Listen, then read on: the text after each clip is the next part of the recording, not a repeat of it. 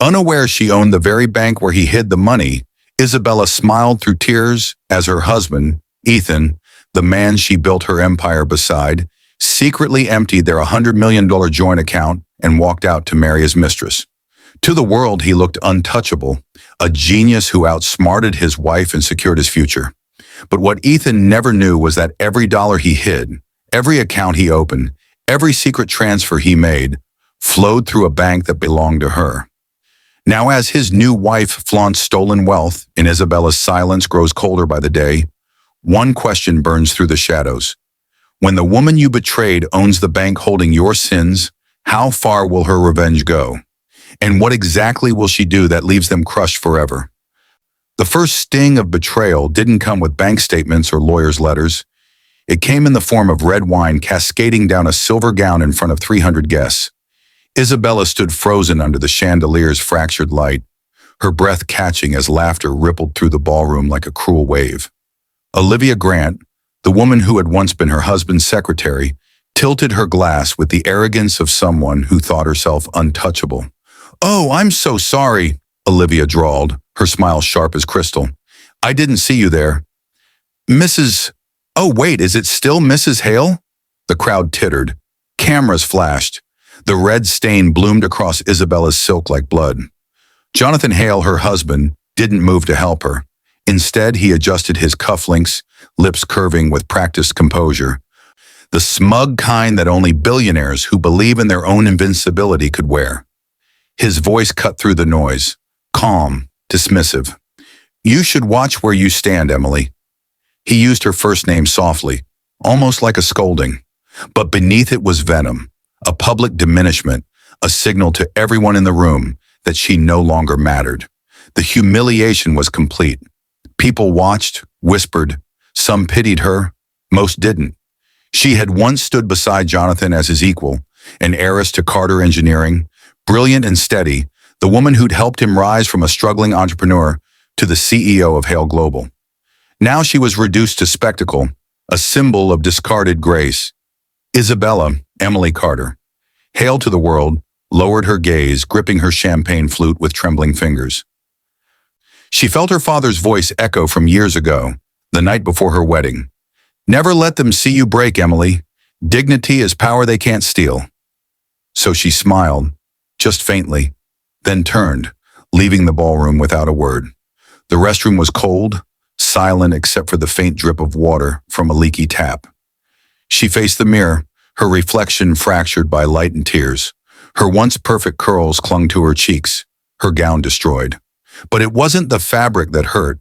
It was the look in Jonathan's eyes when he'd done nothing to stop it.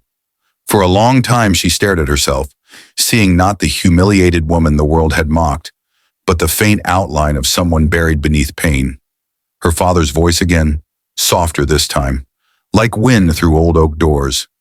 "When they take your pride, build something they can't touch."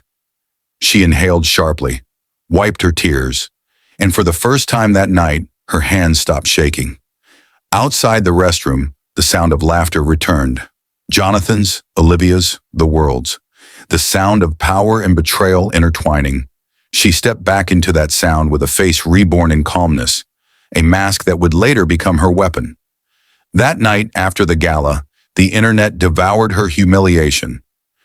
"Billionaire's wife drenched in red," one headline read. "Olivia Grant claims the spotlight as Jonathan Hale's new queen." By morning, Emily woke to her name trending for all the wrong reasons. Her phone buzzed endlessly. Sympathy messages, gossip, and articles dissecting her fall from grace. The world had chosen sides. In the dining room of their penthouse, Jonathan sipped espresso and read the paper, perfectly at ease. Olivia, now dressed in one of Emily's old silk robes, perched on the counter like a queen already crowned. Jonathan looked up as Emily entered, his tone deliberately casual. "You've had quite the night. The world finally knows where things stand." Emily said nothing. He folded the paper, revealing his next strike. "After the merger closes next week, we'll file for divorce. You'll have your settlement, and I'll have peace." Her fingers tightened around her teacup. "And the joint account?" Jonathan's lips twitched. "Already taken care of. Consider it efficiency." Olivia laughed softly. Don't take it personally, darling. You were just holding his fortune for a while. The cup in Emily's hand almost shattered, but instead of breaking, she smiled faintly. Then I suppose I'll hold my peace. When they left for his morning meeting, she walked into his study, her heart a steady, quiet drum. She didn't know what she was searching for, but she found it. A folder marked Acquisition, Final Signatures. Inside were pages filled with her name, her signature, perfectly forged, authorizing every merger, every transfer, every false move in Hale Global's expansion. It wasn't humiliation anymore.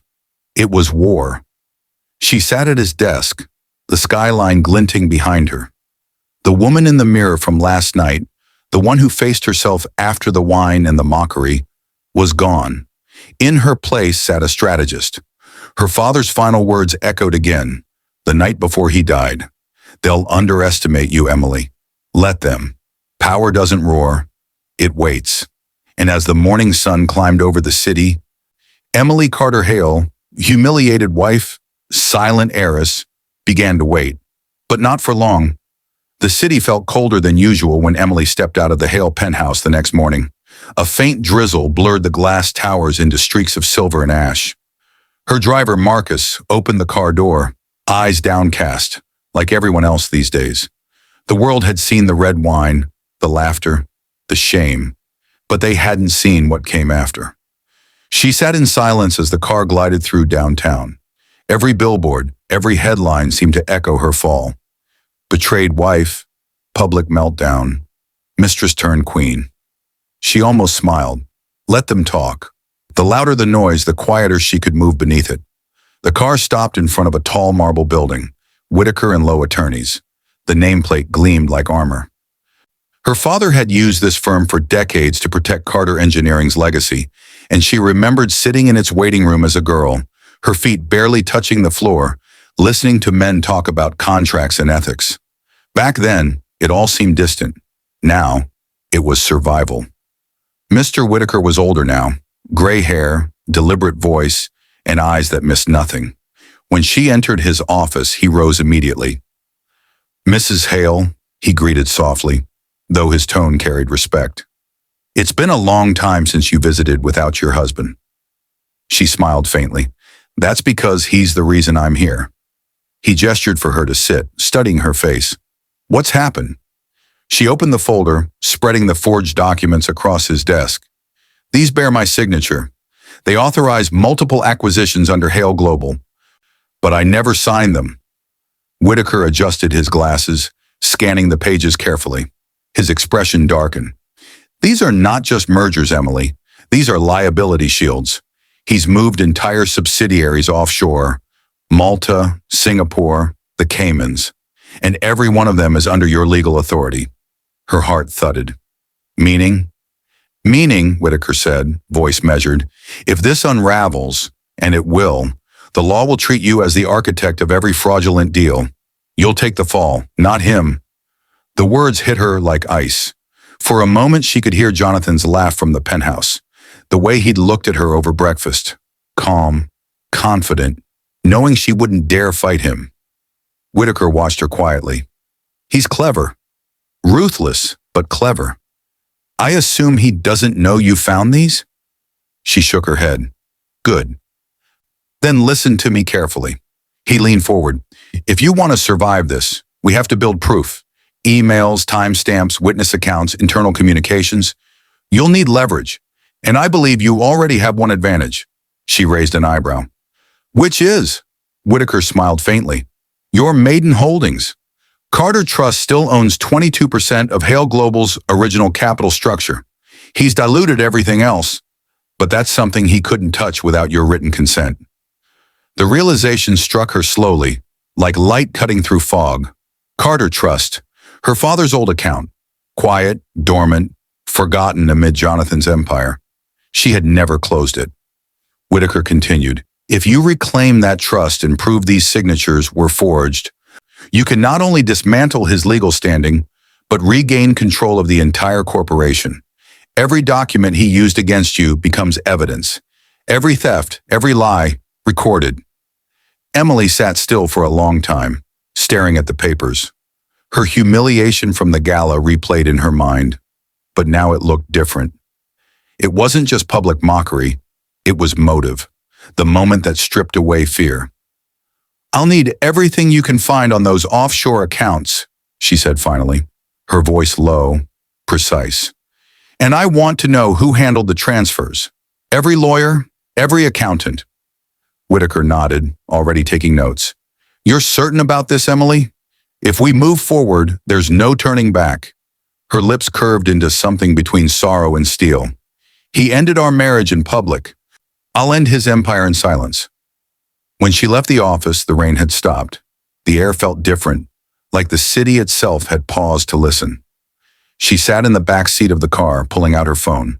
One name flashed across the screen: Ethan Brooks, childhood friend, former Hale Global engineer.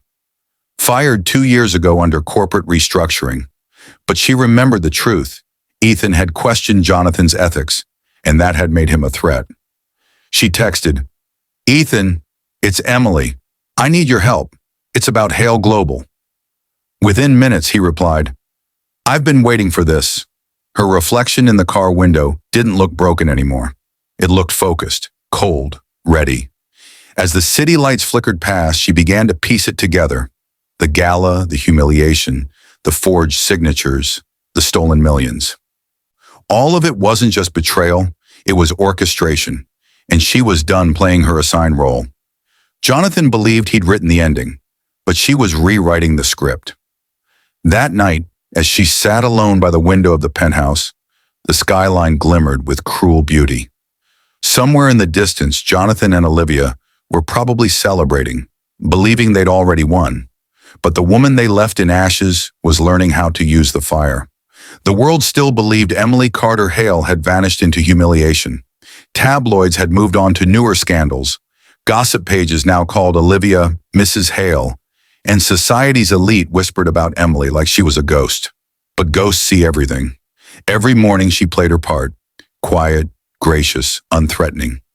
At breakfast, Jonathan discussed his merger plans with Olivia, while Emily poured their coffee like an obedient hostess. She nodded at his every arrogant word, eyes lowered, the picture of defeated elegance. But beneath the table, her phone vibrated once, a signal from Ethan Brooks. Another batch of internal data had been uploaded to her secure drive. She smiled faintly. "More sugar, Jonathan?" He didn't notice the irony when she said it. He never noticed anything anymore. By day, she lived among them. By night, she dismantled them piece by piece. Ethan met her in discreet places, quiet cafes at odd hours, the back corridors of old Carter engineering sites long abandoned. He brought files, logs, system exports, old memos flagged for deletion. "He hid everything offshore," Ethan murmured one night, spreading papers across a table in the flickering light. "Shell companies, false invoices, bribed auditors." But what he didn't realize, every transaction ran through Carter Capital Bank's system. Emily stilled. "That bank," Ethan nodded, "the same one your father founded, the one you inherited." The revelation unfurled like destiny. Unaware she owned the very bank where Jonathan hid the money, until now. It was poetic, cruel, and precise. She opened her laptop, fingers steady. "Ethan, I want every trace of those accounts. I want proof that every dollar he stole, every forged transaction, came through my bank." He hesitated. "Emily, if he finds out..." "He won't." Her voice was quiet but absolute. "He thinks I'm broken. That's my shield." The days that followed blurred into controlled chaos. Ethan reconnected her with 2 former employees, Mara Lynn, an ex-analyst fired after questioning a merger discrepancy, and Dean Alvarez, a compliance officer who'd vanished after refusing a bribe. They met in shadows, their faces lit by computer screens and determination. Mara handed Emily a flash drive. Encrypted communication logs. It shows how Olivia handled wire instructions from Jonathan's private server. "She used your forged authority for every transaction," Dean added. "We also found something else. Offshore documentation of charitable transfers that link back to his mistress's accounts. She's laundering his theft through false foundations." Emily's expression didn't flicker. She simply closed the folder. Good, we'll need notarized evidence. Every signature, every timestamp, verified. Ethan watched her, admiration in his eyes tinged with concern. You're colder than I remember. She looked up from her papers. Fire learned how to wear ice. Meanwhile, at home, the tension grew. Jonathan's empire was preparing for its crown jewel, the $8.4 billion merger with Vance Industries. He bragged endlessly, parading Olivia through media events as his muse, the woman who inspired a new era of leadership.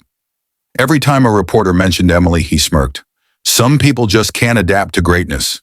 She smiled through it all, attending dinners beside them, playing her silent part.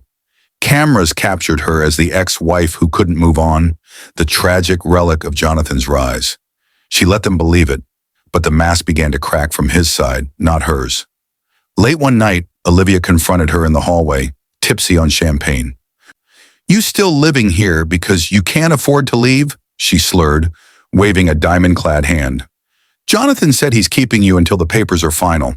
Isn't that pathetic? Emily's reply was so soft Olivia almost didn't catch it. It's called patience. You should try it sometime. Olivia frowned, unsure if it was an insult. Emily's calm unnerved her. After that night, Olivia's laughter around the penthouse felt forced, her glances sharper. Jonathan noticed nothing. He was consumed by power, blinded by success. He often left early, returning late, whispering to investors on secure calls. But Emily knew every whisper. Ethan had tapped into the firm's private cloud storage, syncing it to her hidden drive. Every lie was now recorded under her control. Weeks passed. The alliance grew. Proof piled up like dominoes waiting to fall. One evening, while reviewing files in her study, Emily paused at an old photo on the shelf, her and her father in front of Carter Engineering's first building. He had been so proud then, his hand on her shoulder, his voice steady. If they destroy your name, rebuild your meaning. Her eyes softened for a moment, then she returned to the data. She printed a single sheet, the offshore account summary, signed under her forged name. She stared at it, tracing the fake signature with her finger. This, she whispered, is what ends him. Outside her window, the skyline glowed like molten gold. Somewhere beyond those towers, Jonathan was celebrating his imminent merger, the final piece of his empire. He didn't know his entire fortune now sat in the hands of the woman he'd betrayed, funneled through a bank she owned, tracked by a team he'd cast out. He thought he'd built a kingdom of glass. He never saw the cracks forming beneath his feet. Emily shut off the light, her reflection fading into the darkness. Tomorrow she would attend the signing ceremony, silent, gracious, smiling as always. But for the first time, she wouldn't be pretending. Tomorrow the mask would break, on her terms. The morning of the signing dawned unnaturally bright. The city skyline shimmered like glass blades as the Hale Global Tower stood wrapped in banners and cameras. The $8.4 billion merger with Vance Industries was billed as the deal of the century. Inside the marble lobby, reporters swarmed, lights flashed, and the air vibrated with wealth and arrogance. Emily entered through the side entrance, silent, regal, dressed in white. Her calmness drew eyes, not her shame. Some whispered, "Isn't that Jonathan's ex?" Others only stared. She had that kind of presence again, the stillness that made even chaos wait its turn. Jonathan spotted her from across the boardroom, surprise flickering briefly before his smirk returned. "You didn't have to come," he said smoothly, buttoning his suit. "This isn't your world anymore." She smiled faintly. "I'm still a shareholder. I like to see where my name ends up." He laughed, assuming victory. Olivia stood beside him, her hand on his arm, radiant with stolen triumph. Around them sat investors, executives, and attorneys. Cameras rolled. It was history in motion, Jonathan's masterpiece. The CEO of Vance Industries, Raymond Vance, adjusted his glasses. "If everyone's ready, we'll proceed with signatures. Once Mrs. Hale's authorization is logged, the merger will finalize." The word authorization lingered like a quiet echo. Jonathan gestured to an assistant who presented the final documents. "Emily's signature is already recorded," he announced confidently. "Her prior approval covers this transaction." Emily's voice, calm but clear, broke through the polished silence. Actually, that's what I came to discuss. Heads turned. Cameras stilled. Jonathan's smirk faltered. She rose, her movements deliberate, and placed a single folder on the conference table. Those signatures you've been using, she continued softly, the ones you said were mine. They aren't. Jonathan's jaw tightened. Emily, this isn't the place. It's exactly the place. She opened the folder. Inside lay notarized proof, comparative forensic analyses, timestamp records, and a verified affidavit from Mr. Whitaker himself. You forged my signature on every merger and acquisition over the last 2 years. You used my authority to move funds through offshore accounts, funds that passed through Carter Capital Bank. Raymond Vance frowned. Carter Capital? Isn't that one of your subsidiaries? Emily turned her gaze toward him, her tone smooth as glass. It's my bank. I own it. Every account, every transfer Jonathan thought was hidden. It all went through systems under my legal jurisdiction. Gasps broke the air. Jonathan's face went pale. Emily, stop this madness, he snapped, rising. You're embarrassing yourself. She cut him off, voice steady and lethal. No, Jonathan, I was humiliated at your gala. I was mocked in your home. But this, she lifted the evidence gently. This is justice. Olivia stood frozen, her composure cracking as Raymond Vance flipped through the documents. Mr. Hale, he said gravely, these signatures are indisputably forged. The due diligence clauses are void. If this is true, your entire merger is invalid. Impossible, Jonathan shouted, but the panic in his tone betrayed him. Emily leaned forward, her calmness colder than fury. You built your empire on lies, Jonathan, and you did it using my name. So today I'm taking back what's mine. Security guards entered quietly as murmurs filled the room. Investors began whispering, phones buzzing with alerts as the scandal spread in real time. Olivia stumbled back, mascara streaking, muttering, Jonathan, tell them it's not true. But it was over. The moment the documents were verified, Vance Industries' legal counsel rose. Effective immediately. We're withdrawing from this merger. The cameras caught everything. The chaos, the disbelief, the image of Jonathan Hale standing amid his collapsing kingdom. Emily turned toward him one last time. You emptied our account to build this, she said softly. Now watch how fast it disappears. He lunged toward her, but security intercepted him. Reporters shouted, flashbulbs flared. Emily didn't flinch. As they escorted Jonathan out, she only whispered to herself, never let them see you break. The next morning, headlines exploded. Hale global merger collapses in scandal. Forgery, fraud, and the wife who owned the bank. Emily Carter Hale reclaims her empire. Within days, Jonathan's assets were frozen, Olivia vanished from the tabloids, and the Hale Global Board voted unanimously to reinstate Emily as interim CEO. Her calm statement to the press was brief. Integrity built this company once. It will again. But behind that calm stood fire, controlled, purposeful, righteous. 2 weeks later, she visited her father's old office at Carter Engineering. The room smelled of dust and memory. The same blueprints hung on the wall, the community housing project he never finished before his death. She ran her hand along the drafting table where he once worked, hearing his voice again. When they take your pride, rebuild your meaning. Through the window, the skyline shimmered, not as Jonathan's world, but hers. She signed a new document on the table, transferring part of her recovered fortune into rebuilding that housing project. Not revenge now, redemption. When she stepped outside, the morning light fell over her like forgiveness. The world that once mocked her now waited for her next move. She didn't smile. She didn't need to. Power didn't roar.